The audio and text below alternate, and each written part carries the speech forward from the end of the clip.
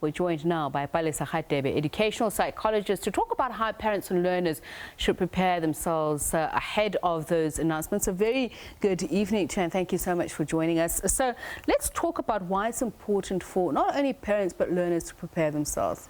It's important primarily on the basis of you never know how it is an outcome will kind of show itself. So in preparation, you're always kind of putting your mind at ease and placing yourself in a position to better accept whatever might be coming. You know, fear of the unknown can also be sometimes very crippling. So once you put yourself in a position of knowing that, you know, there are various options to whatever the outcome might be, your mind is a little bit more at ease and it's easier to just move forward and take it on the chin, I guess is the best way to say. But how do you take it on the chin? We've seen a lot of young people really invest a lot of time into not only improving their marks but ensuring that they pick up perhaps where they would have slacked before. But as you say, then one can get a very nasty surprise. Yeah. Well, first and foremost, the way that you can kind of just take it on the chin is taking it as a lesson. Whatever the outcome might be, we've got to remember that it's a process. And when I think about just receiving any type of outcome, parents, especially in terms of the matric results, parents have got to think about the 2 A's, which I refer to as being acknowledgement and affirmation.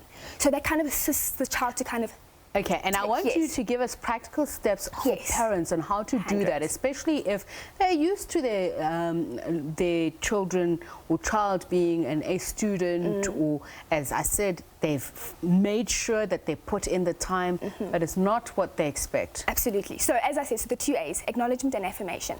Acknowledgement is taking note of how it is your child is feeling, whether it be a disappointment, sadness, frustration, or just plain disappointment on what it is the outcome that they received. Acknowledge that that is what they're feeling and ask them, okay, so how can I assist? And then we move on to the affirmation.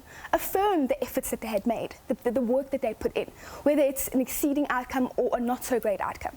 I see you, my child, that you tried your hardest. This didn't work out this time, and that is okay. What do we do moving forward? So what that does more than anything, it takes in the, okay, so I didn't do how it is I had expected. You're disappointed, I'm disappointed, but there's a way to move forward thereafter. So we acknowledge the feeling and then we affirm what it is they try to do to get to that place. So in 2016, the Basic Education Department introduced a multiple examination opportunity matric exam. So that gives learners an opportunity to give it another shot, so to speak. Has that been a buffer for those who know that should I fall flat of my efforts, at least there's that opportunity? Because there's been, I believe, a double intake of that program ever since it was launched. Yes, it is absolutely a buffer, but more than anything, it says that the world is accepting of the mistakes that I make sometimes. So if the world is accepting and my peers can see that the comparison is there still, but it's not necessarily too much of a downfall or of a knockdown status, then, you know, we know that moving forward, whatever mistakes might still continue to apply or approach, or I come into my space, then I should still be okay. Second chances aren't necessarily a denial of what it is you are looking to achieve, but just a little bit of a delay, and there's nothing wrong with delay. I'm glad you mentioned peers, because for a lot, I mean, I certainly remember more than however many decades ago when I got my matric result, you tend to do it in groups. Sometimes it's friends or as family members, and that adds to the pressure. So what do you bear in mind while you're searching or you're receiving those results? How do you prepare yourself, including those around you? That's just more than anything a conversational platform. So we walked into this together. So when we get our results, or however it is it kind of turns out, let's not forget that we were walking this journey together. I mean, those of us would kind of, if we succeed, you'll be jumping up and down and being completely, you know, avoidant of those who didn't necessarily do as well as you. So it's just about us being cognizant of the fact that we started this journey together, and whatever the outcomes might be, we need to end together. Not necessarily the easiest thing for everyone, but it's just a matter of cognizance and being aware that people struggle. So let's talk about cognizance. A lot of learners would have faced some difficulties, load shedding being one of that, causing disruptions for a lot of matriculants, or some matriculants, not only in their programs, as in their studying programs, but even in writing exams. Absolutely. Those are the things that we always need to kind of consider when it comes to these types of situations. It's all good and well that we have a schooling system in some instances which are accommodating and giving all the facilities that we require, but the social impact is so much greater, where I am able to kind of write my exam, but I haven't necessarily, you know, been able to make the food in order for me to go and write my exam in the morning due to load shedding. That does impact on your sense of being and your capability of achieving the best of your ability. I mean, by all accounts, from what we're hearing, load shedding is here to stay for at least the next 2 years.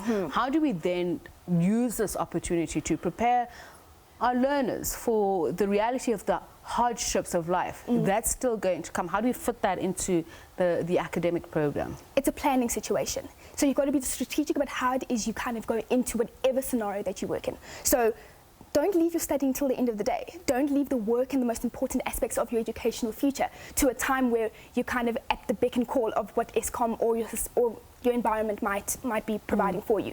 So I always suggest that teachers, if and where they can, create more environments where children can do their tutoring within the schooling space, where if I have a question, you are directly available for me. Back to the issue of some learners working harder than others, and there have been incidents of dishonest conduct. That's obviously not a new thing. So there are learners who cheat, and some get away with it, which is quite discouraging for somebody who's put in their all. I mean, unfortunately, these are individual cases, and I can't necessarily speak to an individual for what it is, why they decide to do whatever they decide to do. But how do you at least assuage the pain that somebody else is feeling? You focus on where it is you're trying to go and what your moral compass speaks to. At the end of the day, as I said, comparisons do take place. But if you're trying to get to your end goal in an ethical manner, at the end of the day, you are going to have to be able to answer for everything that you do. If you're just following the crowd and saying, oh no, but you seem to do it, and you end up being busted for something that someone else has been doing, you have no answers for that. Is that the reputation you're trying to set for yourself? Is that the ethical job? I don't know, how do I put it? Just, is it who it is you want people to know you to be? Okay, so just lastly, maths has been of concern. Experts have lamented this. They say that there's a decreasing number of candidates within the subject. The question is, how does South Africa then continue to think out of the box? It's being raised that we can't train everybody in the same way for the same thing, especially if there are no jobs coming out of it.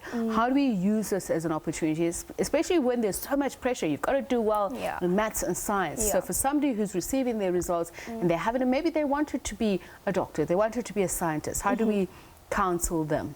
We need to be more accepting of the fact that going and being successful in life is not necessarily a one-route way. You don't necessarily just have to go via a straight degree into your undergrad, masters, and so on and so forth. There are other ways. Take the diploma route. Take more of a learnership type of aspect. Because remember that learning is sometimes not necessarily based on the book knowledge, but also the practical. Streetwise versus so we're very book-wise. linear about our 100%. understanding of... And that boxes too many people and end up feeling as though if I didn't do it the way that everyone says it should be done, then there must be something wrong with me. It means I can't be successful. 100%. And that is not in any way, shape or form true. So it's about exploring the different ways that individuals can kind of grasp their capacities, move forward and succeed. Diversity is never a bad thing. I mean, we're South Africa, for goodness sake. That's what diversity is about. So explore the different ways and just acknowledge and affirm your child down in every direction that they take. Well, thank you so much for sharing that with us. Educational psychologist Palesa Radebe. I hope you at home are listening, whether you're a learner or a parent.